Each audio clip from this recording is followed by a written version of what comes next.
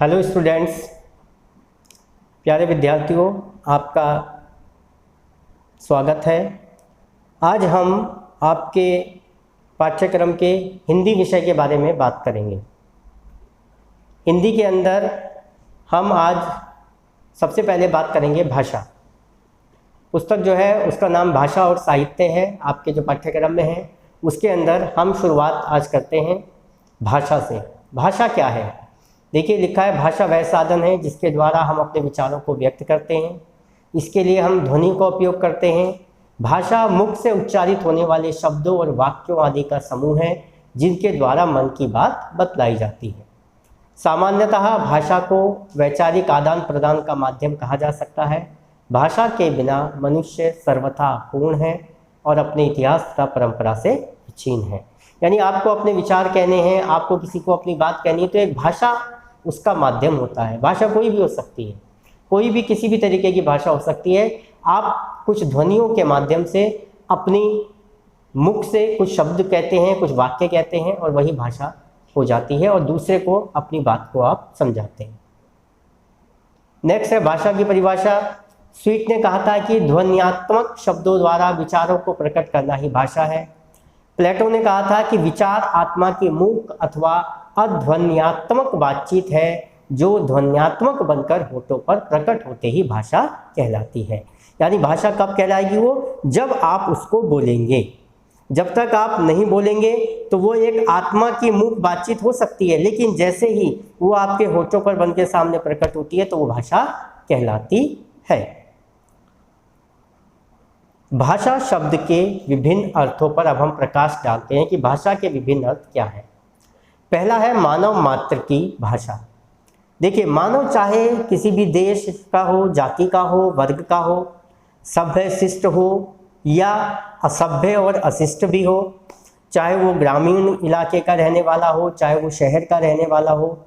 अगर हम मानव मात्र की भाषा के अर्थ को देखें तो इस अर्थ में मनुष्य मात्र द्वारा प्रयुक्त व्यक्त वाक्य को भाषा कहा जाता है। यानी जो भी आप वाक्य बोलते हैं वो भाषा कहलाती है, चाहे आप कहीं के भी हों, किसी भी जगह के हों, ग्रामीण के हों, शहर के हों, कहीं के भी हों। दूसरा, भाषा शब्द का औपचारिक प्रयोग। औपचारिक प्रयोग मतलब कि अभिप्राय व्यक्त करने के प्रत्येक साधन को सामान्य रूप से भाषा कह देते हैं। वर्ग विशेष की भाषा। एक वर्ग की भाषा दूसरे वर्ग की भाषा से कुछ भिन्न हो सकती है। जैसे हम देखते हैं कि एक नगर में रहने वाले अलग अलग वर्गों की भाषाओं को देखने से हमें पता लगता है कि यदि हम इस वर्ग के पास जाते हैं तो यहाँ भाषा में कुछ अंतर है और इस वर्ग की भाषा में कुछ अंतर है। तो इस पर हम कह सकते हैं कि वर्ग विशेष की भाषा। वैयक्तिक भाषा। अब जब हम व्यक्तिक भाषा की बात करते हैं तो वहाँ पर भाषा का अर्थ सर्वाधिक संकुचित हो जाता है, क्योंकि हम व्यक्ति विशेष की भाषा की जब बात करेंगे तो वहाँ भाषा का अर्थ संकुचित हो जाएगा और वो व्यक्तिक भाषा कहलाएगी। प्रांत विशेष की भाषा। जब किसी देश के विभिन्न प्रांतों में रहने वाले मनुष्यों में अभिव्यक्ति के माध्यम के लिए भाषा शब्द का व्यवहार किया जाता है तब भाषा से तात्पर्य होता है किसी प्रांत विशेष की भाषा। यानी जहाँ एक प्रांत में रहने वाले मनुष्य आपस में अपने विचारों को आदान प्रदान कर रहे हैं तो तब हम कह सकते हैं, तो वो कोशिश क्या करेंगे कि जो उनकी प्रांतीय भाषा है उसी में अपने विचारों को एक दूसरे को आदान प्रदान करें, तो तब हम कह देंगे कि वो किसी प्रांत की विशेष भाषा है। अब बात करेंगे हम भाषा के रूप। देखिए, भाषा के विभिन्न रूप निम्नलिखित हैं। पहला है इसमें मूल भाषा। एक स्थान से दूसरे स्थान पर जाकर रहने से जो नए भौगोलिक परिस्थितियों के परिणाम स्वरूप उनकी भाषा में परिवर्तन की संभावना होती है, उसका मूल खोजने के बाद मूल भाषा का ज्ञान प्राप्त हो सकता है। यानी मान लीजिए हम एक जगह से दूसरे स्थान पर जाते हैं। अब क्या होता है कि भाषा जो है ना वो ज्योग्राफिकल सर्कमस्टेंसेस के हिसाब से भी चेंज हो जाती है। तो यदि हमें ये देखना है कि यहाँ इस भाषा का मूल क्या है तो हम तब कोशिश करते हैं कि धीरे धीरे उसके मूल तक जाए और हमें उस मूल भाषा का ज्ञान प्राप्त हो जाता है। नेक्स्ट, सामान्य भाषा। सामान्य भाषा का विकास जनता की राष्ट्रीय भावना के विकास का प्रतीक है। यानी जो सामान्य भाषा बोलने वाले हैं वो हमेशा सुशिक्षित और सभ्य कहे जाते हैं, क्योंकि सामान्य भाषा की शब्दावली हमेशा संपन्न होती है। उससे क्या होता है, उससे विचारों की उदात्तता, अभिव्यक्ति की सुंदरता और शैली की विविधता आती है। नेक्स्ट, विभाषा। किसी प्राप्त उपरांत की बोलचाल तथा रचना की भाषा ही विभाषा कहलाती है। जिसका क्षेत्र बोली की अपेक्षा विस्तृत लेकिन भाषा की अपेक्षा संकुचित हो जाए उसको हम विभाषा कहते हैं। नेक्स्ट आता है बोली। बोली क्या है? बोली या इसको हम उपभाषा भी कह देते हैं।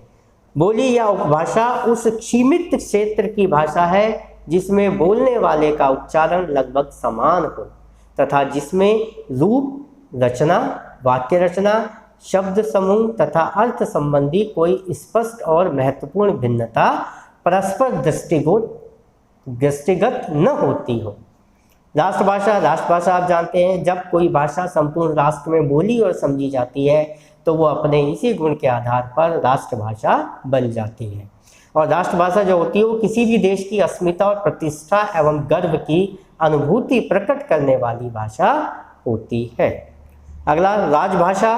राजभाषा राज्य की भाषा कही जा सकती है जो राजकाज चलाने के लिए होती है। दो राज्यों के बीच या राज्य से केंद्र, केंद्र से राज्य के बीच जब भी हम कोई भी कम्युनिकेशन करते हैं तो वहाँ राजभाषा का प्रयोग ही होता है।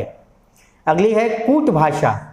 कूट भाषा क्या होती है? कूट भाषा भी एक गुप्त भाषा होती है जो विभिन्न देशों द्वारा विदेशों में स्थापित अपने दूतावासों से संपर्क करने के लिए, उन्हें निर्देश देने के लिए प्रयुक्त की जाती है। और नेक्स्ट है मानक भाषा। किसी देश की भाषा जो साहित्य रचना के लिए प्रयुक्त की जाती है तथा जो व्याकरण सम्मत और परिनिष्ठ रूप ग्रहण कर लेती है वह मानक भाषा कहलाती है। तो आज हमने भाषा और साहित्य विषय में देखा कि भाषा क्या है, भाषा की परिभाषा देखी, भाषा के प्रकार, उसके अर्थ, भाषा के रूप, इनका आपने अध्ययन किया। तो ये आपका हिंदी विषय था, भाषा और साहित्य। अब अगले लेक्चर में हम भाषा और साहित्य से संबंधित किसी दूसरे टॉपिक पर इसी क्रम को आगे बढ़ाते हुए आपसे बात करेंगे। तब तक मैं डॉक्टर राकेश बड़ोला आप सभी को धन्यवाद करता हूँ।